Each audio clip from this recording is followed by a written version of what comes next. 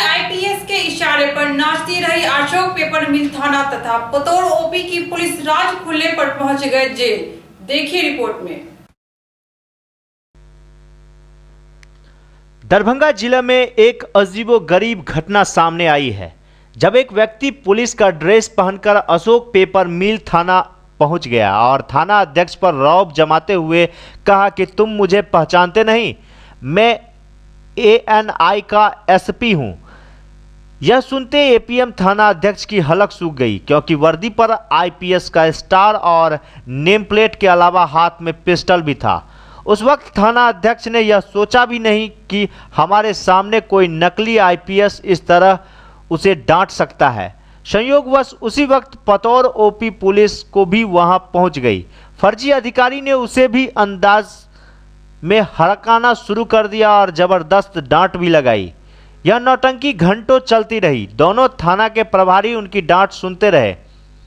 दरअसल एके मिश्रा के नाम प्लेट लगा फर्जी अधिकारी थाना पहुंचने के बाद सोमवार को सुरहा चट्टी के घटी गोलीबारी की घटना स्थल पर भी गया। वहां स्थल मुआयना करने के बाद दोनों थाना की पुलिस को पतौर गांव निवासी एक अपराधी का नाम बताया और कहा कि उसे गांव में जाकर छापेमारी करो और उसे गिरफ्तार करो। इस घटना को उसने ही अंजाम दिया है। उसके बाद फर्जी अधिकारी दोनों थाना को पुलिस को लेकर पतौर गांव पहुंचा। उसी बीच उक्त फर्जी अधिकारी वहां खिसककर एपीएम थाना पहुंच गया और वहां से वह फरार हो गया। जब छापेमारी कर दोनों थानों की पुलिस वापस आई तो ना ही वहां एनआईए का एसपी मिला और ना ही उसकी गाड़ी। उसके बाद दोनों थाना अध्यक्षों के होश उड़ गए। तब जाकर दोनों थाना के पुलिस को समझ में आई कि वह फर्जी अधिकारी था, जिसके बाद पुलिस ने उस फर्जी अधिकारी को चारों तरफ से खोजा। खोजबीन के दौरान पता चला कि फर्जी अधिकारी पतौर गांव के निवासी शोभकांत मिश्र के पुत्र अविनाश कुमार मिश्र है, जो पटना में एमटेक की पढ़ाई करता था और एक दिन पहले वह अपना गांव आया था। लोगों को अपने आप को एनआईए का एसपी बताया था।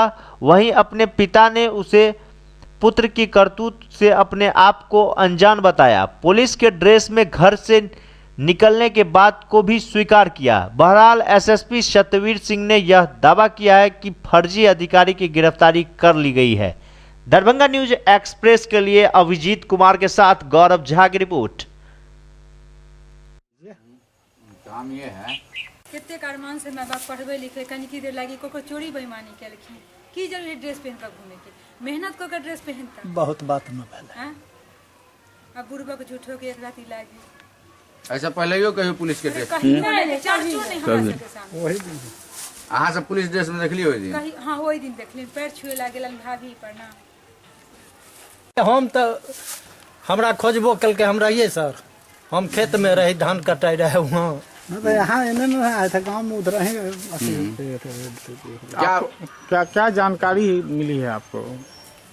हमको यही जानकारी मिली जो एनआईए में हो गया है, बस और कुछ नहीं। इससे पहले भी वर्दी पहन नहीं कभी नहीं कभी नहीं। इंजीनियर पढ़ाई पढ़े वाला विद्यार्थी के की मन में हमारा नहीं, एक लड़का अविनाश कुमार मिश्रा, वो यहीं पतौर का रहने वाला है।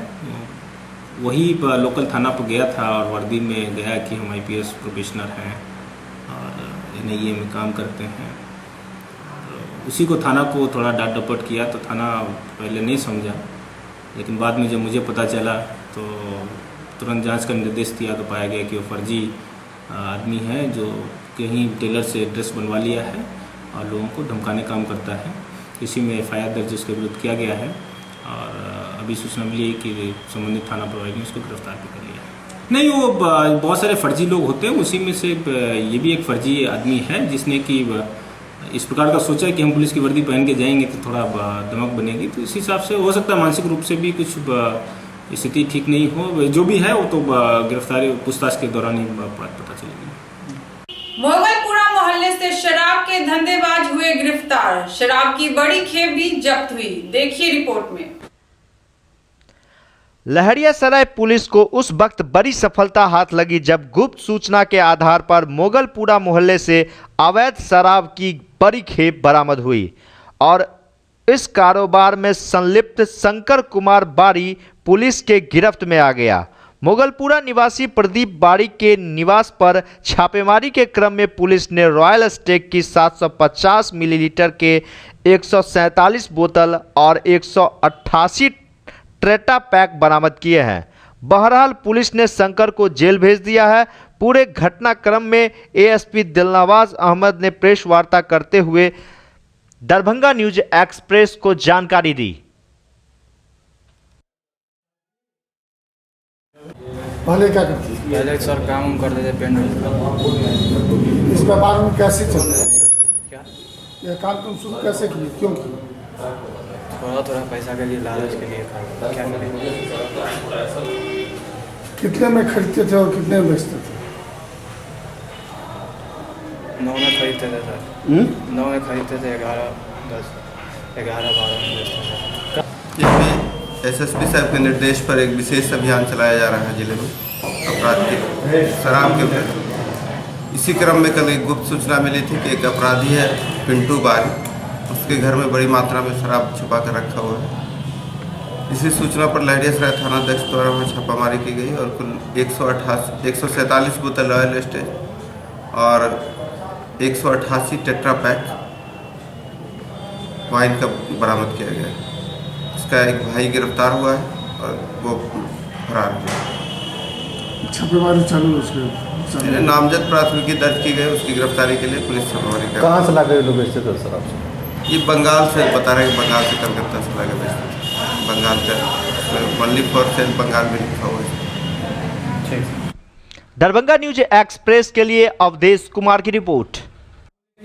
नाबालिग पुत्री के साथ दुष्कर्म का प्रयास करने वाले पति को न्याय के कटघरे में पहुंचाने के लिए गुलनाज पुलिस अधिकारियों के दफ्तर का चक्कर लगा रही है। देखिए रिपोर्ट। सौतेली नाबालिग पुत्री के साथ दुष्कर्म का प्रयास करने में असफल पति मोहम्मद सलाउद्दीन उर्फ आशिक ने बाल बच्चे सहित पत्नी को घर से भगा दिया।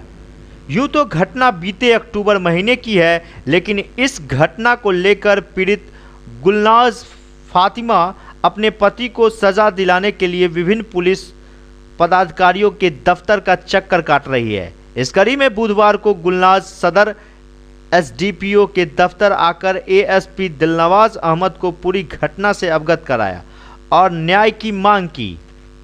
बहरहाल एएसपी दिलनवाज अहमद ने भी इस घटना चक्र को जांच करने कर उचित कार्रवाई करने का भरोसा दिया है। बताते चली कि गुलनाज का ससुराल कमतौल थाना के रमोल गांव में है, लेकिन घर से निकाल दिए जाने के वजह से वह अपने मायके में रह रही है।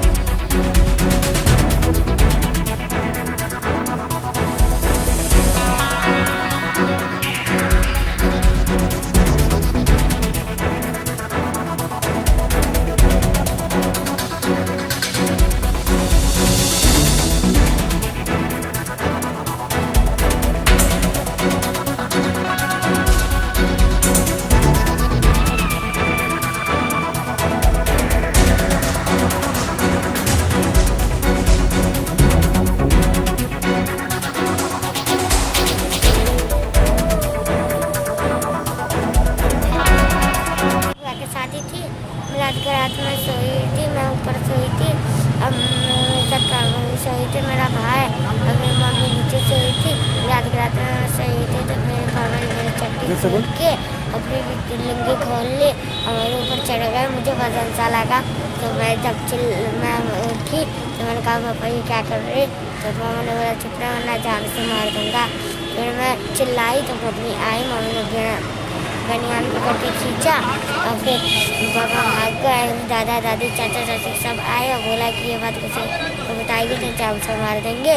फिर सुबह हमको भगा दिया सवेरे में। सर पहले से तो वैसे हमारे शौहर और सासू सब मिल के पैसों के लिए परेशान करते थे। दहेज के रूप पे 1 लाख रुपया बोलते थे, बाप से मांग के ला। जब मैं मना करती थी तो बार बार मारते पीटते थे, शारीरिक तौर से खाना पीना भी बंद कर देते थे और गंदी गंदी गालियाँ भी देते थे। ये सब तो हम सही रहे थे, मैं आपको नहीं बता रहे थे। पर मिलाद की रात में जो मेहनत की शादी थी 15 तारीख को, 14 की रात को ये घटना हुआ। 14 तारीख सबको जो है से मिला था। मिलाद के बाद 10-11 बजे सब खाना वाना खा के सो गए थे। हमारी बच्ची, हमारा लड़का ऊपर बेड पे सोए थे, हम नीचे बिस्तर करके सो गए थे। शादी के कमरे में कोई भी नहीं थे और ये बाहर ही कहीं गए हुए थे। फिर हम लोग सोए थे, ये रात को लड़की मेरी चीखी, जब उसकी चीखने की आवाज़ सुनी तो जब मैं आँख खुली मेरी तो रात को करीब 1 बज रहे थे। तो मैंने देखा मेरा आदमी इसके बदन पे चढ़े हुए हैं। तो मैंने उसके बनियान पढ़ के खींचा और पूछा ऐसी बदतमीजी की कोई लड़के के साथ ये क्या कर रहे तुम? तो बोले ज़्यादा चिल्लाएगी तो ये गला घोट के तुम माँ बेटी को जान से मार देंगे। फिर मैंने अपने माँ बाप को सबको बुलाया और सब लोग आ गए। आने के बाद जो सब रात को इतनी बुरी तरह से मारा पीटा और सवेरे बारात आने से पहले बारात आती 10-11 बजे करीब, हमको 8 बजे घर से मार पीट के भगा दी। बच्चों से सारा सामान वान जेवर उबर जो कुछ भी था सब कुछ छीन लिया। थाना गए थे? जी थाना भी गए थे यहाँ पे।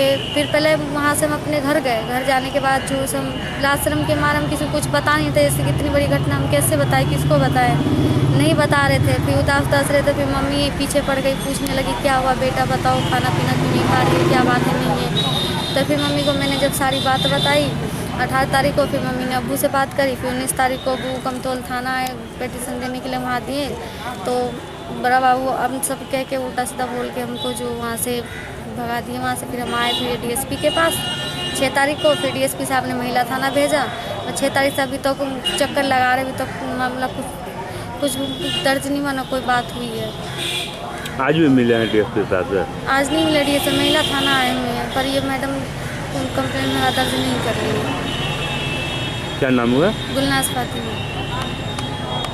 दरभंगा न्यूज एक्सप्रेस के लिए अवधेश कुमार की रिपोर्ट। संजय लीला भंसाली की विवादास्पद फिल्म पद्मावती का पूरे देश में विरोध हो रहा है, लेकिन भाजपा के निलंबित सांसद कीर्ति आजाद पद्मावती के समर्थन में सामने आए हैं। दरभंगा में मीडिया से बात करते हुए दरभंगा के सांसद कीर्ति आजाद ने भी फिल्म पद्मावती विवाद में कूद पड़े हैं।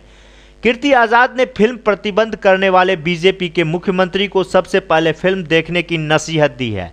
साथ ही साथ फिल्म में सेंसर बोर्ड की सर्टिफिकेट लेने तक का इंतजार करने की बात कही है। संजय लीला भंसाली का समर्थन करते हुए कीर्ति आजाद ने कहा है कि संजय लीला भंसाली ने खुद फिल्म रिलीज से पहले फिल्म दिखाने की बात कही थी।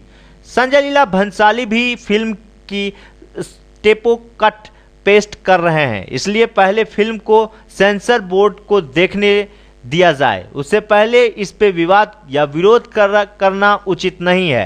हालांकि कीर्ति आजाद ने माना है कि किसी की भावना के साथ खिलवाड़ नहीं होनी चाहिए।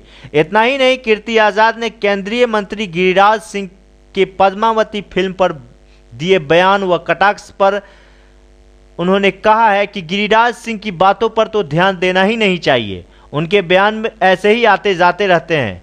कीर्ति आजाद फिल्म के विरोध करने वाले को आड़े हाथ लेते हुए कहा कि जो अभी पैदा ही नहीं हुआ उस पर विवाद किस तरह का। लेकिन फिल्म रिलीज से पहले फिल्म को लेकर देश के भर में हंगामा करने वाले के साथ साथ नाक और सर काटने की धमकी देने वालों का विरोध करते हुए कहा कि देश में बनाना रिपब्लिक नहीं है बल्कि कानून व्यवस्था है, जहां संविधान के दायरे में रहकर किया जाता है। ऐसे हंगामा करना उचित नहीं है। दरभंगा न्यूज एक्सप्रेस के लिए अभिजीत कुमार के साथ गौरव झा की रिपोर्ट। देखिए, सेंसर से अभी कुछ हुआ नहीं है, इसकी इतनी ज़्यादा इस पर विषमता आ गई है, इतना विष इसमें फैल चुका है कि लोग पहले से इसको बिना देखे हुए, बिना सेंसर के पास हुए अगर सेंसर चाहेगी इसमें गलत होगा तो वो कट्स करेंगी, तो उनको बिना देखे हुए लोगों के अंदर ऐसा संशय बैठ गया है कि लोगों ने बैन करना शुरू कर दिया है। तो मेरा यही कहना है कि कम से कम सिनेमा देख लेना चाहिए, सेंसर से हो जाना चाहिए, उसके बाद ही इसके ऊपर किसी प्रकार का कोई निर्णय ले तो उचित होगा। तो क्या कहेंगे जो पहले ही सेंसर बोर्ड ने पास नहीं किया, फिल्म रिलीज नहीं हुआ, बैन कर दिया? हमको कुछ नहीं कहना है ऐसे लोगों को, सिनेमा तो देख लो। वो सीएम है, मुख्यमंत्री हैं, कोई हो, सिनेमा तो देख लो भाई। Central board of film certification उसको देखेगा, सेंसर बोर्ड देखेगा और उसके बाद ही कुछ बोलेगा ना। पद्मावती का तो अभी तक सेंसर बोर्ड के पास तक नहीं गया है, तो कहना उसके ऊपर कठिन है क्या है क्या नहीं है, लेकिन किसी की भावनाओं के साथ तो नहीं खेलना चाहिए। साथ ही संजय लीला बंसाली ने कहा था कि जिनके भी स्टेक्स हैं इसमें लगे हुए उन लोगों को सिनेमा दिखाएंगे, तो सिनेमा दिखा करके ख़त्म करें इस मामले को। और जो उचित है वही दिखाना चाहिए। जो लग रहा है कई स्टेट में, खासतौर से बीजेपी के स्टेट को देखा जाए तो उस स्टेट में पहले ही प्रतिबंध लगा दिया फिल्म देखने पर। तो क्या लगता है कि हर कोई अपने अपने हिसाब से फैसला तय कर रहा है, जबकि सेंसर बोर्ड है इसलिए काम करेगा? देखिए, सेंसर से अभी कुछ हुआ नहीं है, इसकी इतनी ज़्यादा इस पर विषमता आ गई है, इतना विष इसमें फैल चुका है कि लोग पहले से इसको बिना देखे हुए, बिना सेंसर के पास हुए अगर सेंसर चाहेगी इसमें गलत होगा तो वो कट्स करेंगी, तो उनको बिना देखे हुए लोगों के अंदर ऐसा संशय बैठ गया है कि लोगों ने बैन करना शुरू कर दिया है। तो मेरा यही कहना है कि कम से कम सिनेमा देख लेना चाहिए, सेंसर से हो जाना चाहिए, उसके बाद ही इसके ऊपर किसी प्रकार का कोई निर्णय ले तो उचित होगा। तो क्या कहेंगे जो पहले ही सेंसर बोर्ड ने पास नहीं किया, फिल्म रिलीज नहीं हुआ, बैन कर दिया? हमको कुछ नहीं कहना है ऐसे लोगों को, सिनेमा तो देख लो। वो सीएम है, मुख्यमंत्री हैं, कोई हो, सिनेमा तो देख लो भाई। Central board of film certification उसको देखेगा, सेंसर बोर्ड देखेगा, और उसके बाद ही कुछ बोलेगा ना। दरभंगा न्यूज एक्सप्रेस के लिए अभिजीत कुमार के साथ गौरव झा की रिपोर्ट। पीपीएमएस के 1 दिवसीय प्रशिक्षण का आयोजन समाहरणालय स्थित अम्बेडकर सभागार में हुआ, जिसमें मास्टर ट्रेनर अनिल कुमार राय तथा विशेष कार्य पदाधिकारी विनोद कुमार पंकज के अलावा दरभंगा डीएम भी मौजूद थे।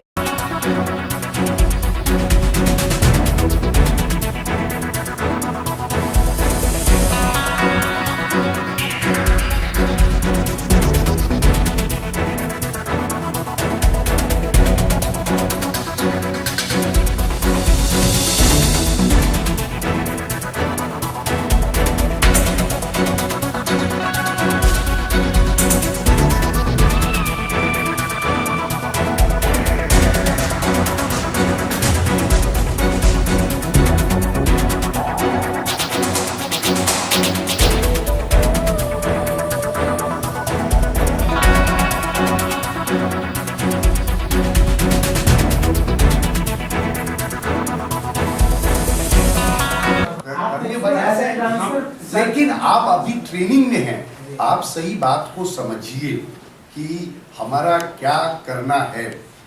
ये ट्रेनिंग है, अभी तक जो होती है वो अलग बात है, लेकिन आप डाउनलाइन एजेंसी को पैसा ट्रांसफर करते हैं, आप एक्सपेंडिचर करने वाला अथॉरिटी नहीं है। एक्सपेंडिचर करने वाला अथॉरिटी वो है, ये ट्रेनिंग है, इसलिए आप उसको एज ए ट्रांसफर ट्रीट करिएगा। भविष्य में ऐसा नहीं होगा कि पैसा के बगैर वो संस्था चलेगी। ठीक है, यहाँ पे आप उसको एडवांस भी। कैदराबाद स्थित जिला निबंधन एवं परामर्श केंद्र में 85 छात्र छात्राओं के बीच 3 करोड़ 44 लाख रुपए का क्रेडिट कार्ड दिया गया, जबकि कुल 357 छात्रों के लिए 1 अरब 24 करोड़ 61 लाख रुपए का ऋण स्वीकृत हुआ।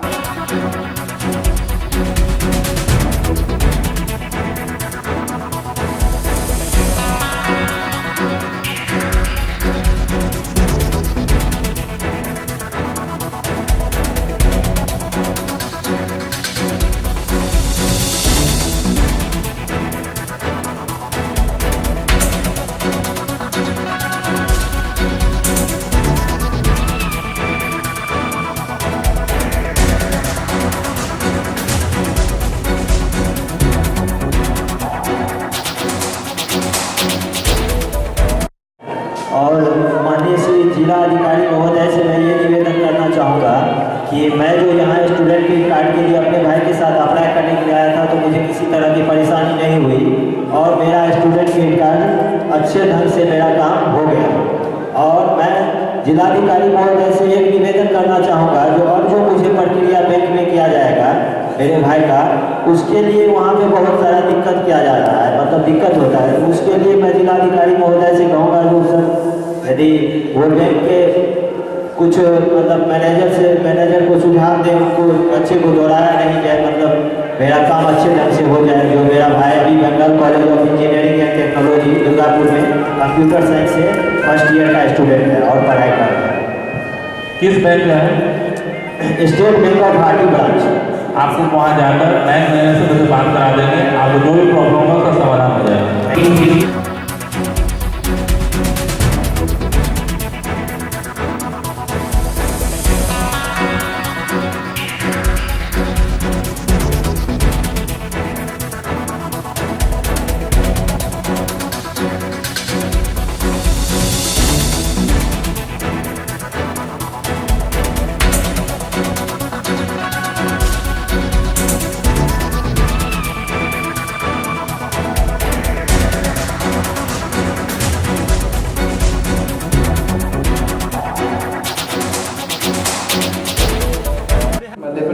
साल से बीएड कर रहा हूँ। जब बीएड करने के बाद सर इसके पहले ये स्कीम नहीं था इसमें बीएड का, और एक फर्स्ट सेमेस्टर वहाँ सेमेस्टर बाय सेमेस्टर एग्जाम होता था। तो फर्स्ट सेमेस्टर एग्जाम देने के बाद सेकेंड सेमेस्टर में ये स्कीम आया बीएड का भी मिलेगा स्टूडेंट क्रेडिट का। तो मैंने अप्लाई किया, अप्लाई करने के बाद मेरा 1,08,000 का यहाँ अथी बना पूरा फी स्ट्रक्चर का हिसाब से। तो फर्स्ट सेकेंड सेमेस्टर जितना फी जमा कर दिए थे उसके बाद जो बना तो वेरिफिकेशन होकर सारा चीज़ हो गया सर। और इस स्टूडेंट क्रेडिट कार्ड की सहायता से मैं आज आर्किटेक्ट यूनिवर्सिटी में बीएड कर रहा हूँ। बैंक में मुझे किसी तरह की परेशानी नहीं हुई। 1,08,000 सैंक्शन हुआ, जिसमें 1 लाख बैंक का है, 1 लाख सैंक्शन हो गया है हमारे जोनल ऑफिसर से, हम उतना दे देंगे। मात्र 8,000 की अवधि है। और मेरे एक चाचा जो बताए हैं गार्जियन की जो परेशानी है वो परेशानी मेरे साथ के साथ। तो सर का है ब्रांच मैनेजर कि आप जो जहाँ रहते हैं तो कॉलेज में हॉस्टल नहीं है, बाहर आते हैं तो उसका रेंट एग्रीमेंट बना के दे दीजिए हमको कागज, हम आपको पैसा रिफंड कर सकते हैं, कोई परेशानी नहीं सर। आज सरकार के साथ निश्चय कार्यक्रम के तहत जो कुशल युवा प्रोग्राम है और स्टूडेंट क्रेडिट कार्ड योजना है, इससे संबंधित कार्यक्रम आज यहाँ हम लोगों ने रखा था। इसमें बच्चों को जो क्रेडिट कार्ड सैंक्शन हुए हैं वो उपलब्ध कराया गया है, और इसके साथ साथ कुशल युवा प्रोग्राम के तहत जो प्रशिक्षण प्राप्त किए हैं बच्चे, ऐसे 120 बच्चों को हम लोगों ने आज सर्टिफिकेट यहाँ डिस्ट्रीब्यूट किया है, और उनका फीडबैक भी लिया है, उनका एक्सपीरियंस शेयरिंग भी हम लोगों ने किया है, जो सामान्यतः बहुत ही अच्छा है, बच्चों ने इसे उपयोगी पाया है, और हम लोगों को भी उम्मीद है उनके भावी जीवन में ये काम आएगा। लगभग 543 स्टूडेंट क्रेडिट कार्ड अब तक सैंक्शन हो चुके हैं, इसमें 12 करोड़ 60 लाख रुपए शामिल है। और इसी तरह हम लोगों के विभिन्न केंद्रों से स्वयं सहायता भत्ता के तहत भी बड़ी संख्या में राशि सैंक्शन की गई है, जिससे बच्चे लाभान्वित हुए हैं। उन्हीं में से प्रशिक्षण प्राप्त 120 बच्चे थे, उन लोगों को हम लोगों ने आज यहाँ सर्टिफिकेट उपलब्ध कराया। बच्चे बड़े खुश हैं, बड़े आह्लादित हैं, और हम लोगों को भी उम्मीद है कि ये बहुत ही उपयोगी साबित होगा उनके लिए। Thank you. दरभंगा स्थित महाराजा महेश ठाकुर मेमोरियल कॉलेज में बुधवार को नेपाल के मूल निवासी राम भरोस कापड़े द्वारा रचित पुस्तक चंद्रभूमिकर एसगार योद्धा का विमोचन हुआ।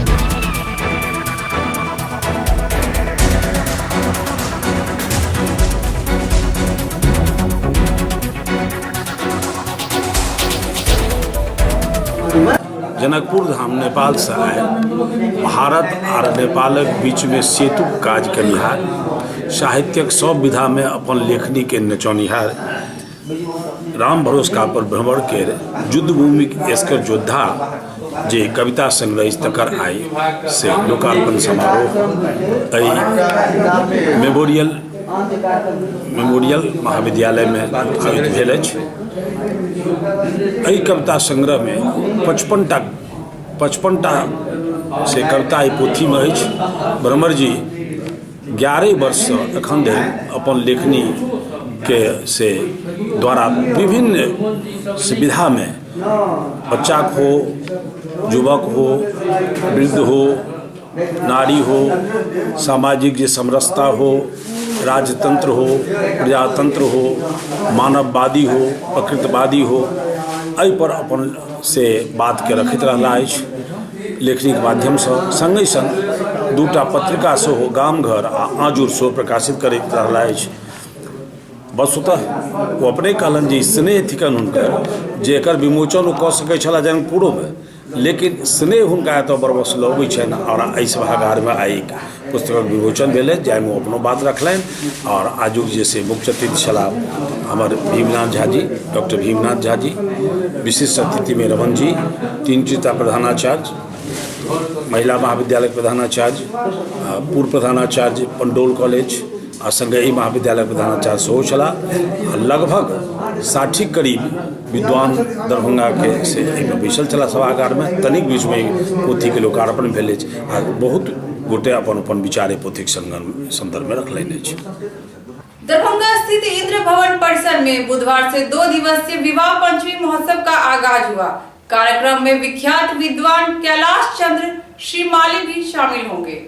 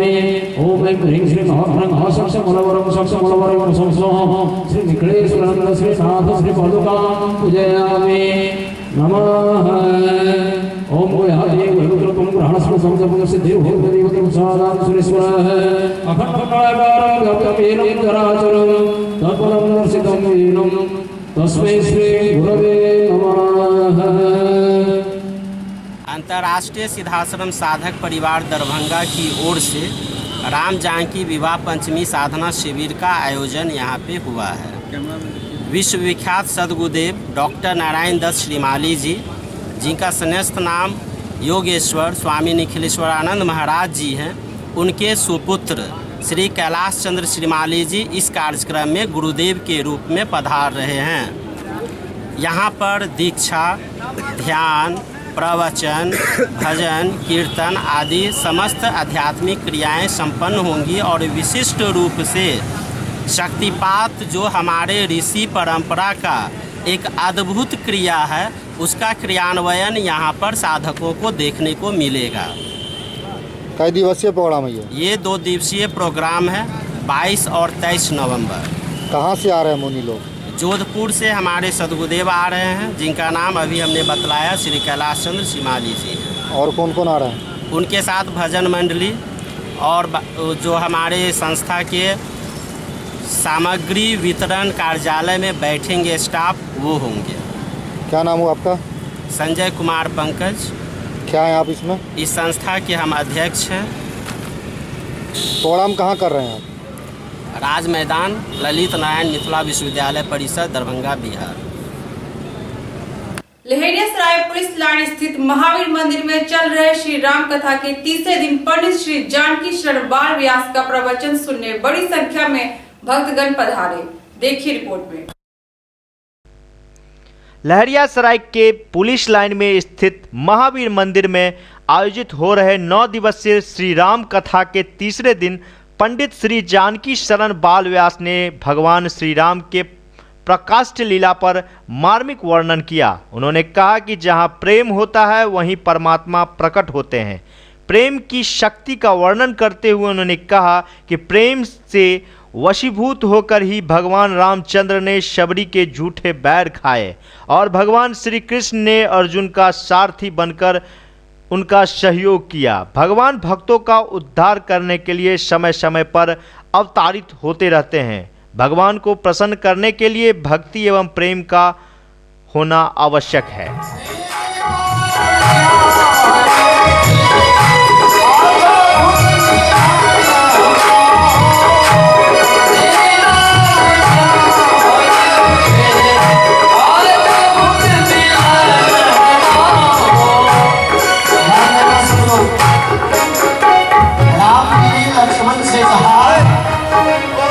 मिथिला नगरी देखकर कि लक्ष्मण यहाँ प्रेम और ज्ञान का अद्भुत मिलन दिख रहे हैं। जैसा लोग ज्ञानी है ऐसा ही यहाँ के नारियों के हृदय में प्रेम है। यहाँ ज्ञान भी भरपूर है और प्रेम भी भरपूर है। ध्यान दें, आज महादेव कि सुंदर रूप को देखकर, मुख को देखकर पार्वती मां के मन में भावना आई, चलो आज कुछ पूछना चाहिए। क्या पूछना चाहिए? कि मैं जब सती थी तो महादेव ने मुझे बताया था कि ये भगवान है, ये परमात्मा है, लेकिन मैंने उस समय में मोह के कारण उसे समझ नहीं पाया। आज शिव जी को प्रसन्न देखकर मां के मन में भाया कि चलो आज पूछना चाहिए। महाराज, उस राम जी के बारे में अब बताओ। उस समय में मुझे मोह था, मेरी वो देख रहा था, मैं समझ नहीं पाया। अब मुझे समझा दो। क्या समझा दो? कहा प्रभु जी परमार्थवादी कहाँ राम कहाँ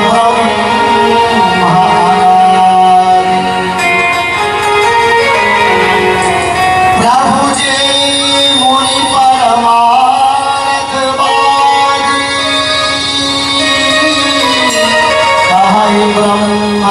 राम अनादि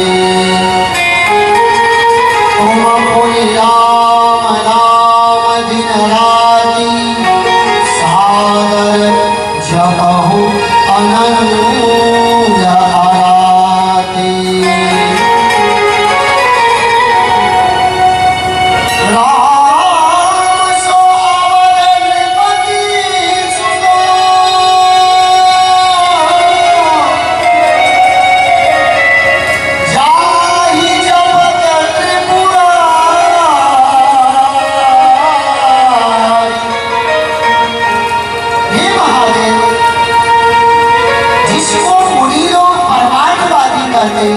जिसको आप दिन रात जपते रहते, क्या वही ब्रह्म है, वही परमात्मा थे वो? ये मुझे समझ में नहीं आ रहा है। आज समझा था। बोले तुम अपने उद्धार के लिए नहीं पूछ रही, तुम तो सारे जगत के लोगों के, क्योंकि राम कथा और राम पर किसी एक का अधिकार नहीं है। राम पर आज तू धन्य है।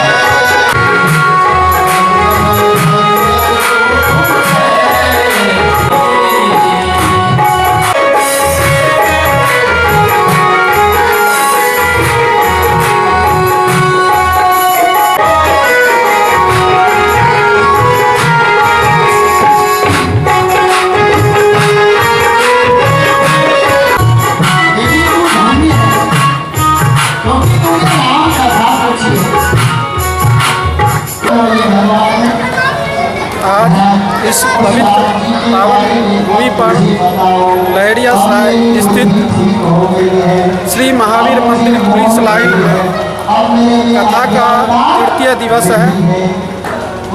आज कथा में राम का जन्मोत्सव दिखाया जाएगा, उसमें बधाइयाँ गाई जाएगी, उसके बाद झांकी दिखाया जाएगा। आज का यही कार्यक्रम है। कथा पूज्य पंडित श्री जानकी शरण बाल व्यास जी, जो भागवत भूषण मानस मर्मज्ञ है, उनके श्री मुख से कही जा रही है। यह कथा नव दिवसीय है। यह कथा 28/11 तक चलेगी। भक्तों का भीड़ काफ़ी बढ़ते जा रहा है। शांतिपूर्वक माहौल में सभी लोग श्रवण कर पुण्य का भागी बन रहे हैं। क्या नाम हुआ? राजेश कुमार सिंह। आज की खबरें यही संपन्न हुई। दीजिए विनीता को पूरी टीम के साथ इजाजत। धन्यवाद।